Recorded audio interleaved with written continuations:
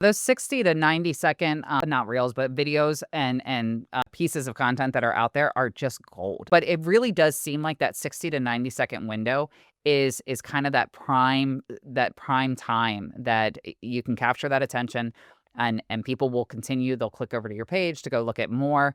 And so I think the more that you just test and starting with those 1-minute videos and just get used to creating them just makes it easier and easier as you get going. And you don't necessarily have to be jumping on those trends or, being silly. But what we are talking about is utilizing TikTok to enhance your personal brand. And this is really where you can start to become playful, incorporate those trends.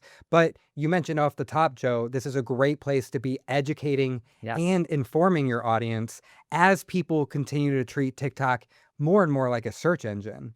I just this past week, a new study came out that said 49% of consumers are using TikTok as a way to search for specific information. Yeah, you're starting to see more and more of the SEO within the videos. So where in the beginning you didn't see it as much because I think in the beginning it was more about the music, and so it's definitely morphed over those years into now it is about what people are searching, making sure that it's relevant to what it is that they're looking for.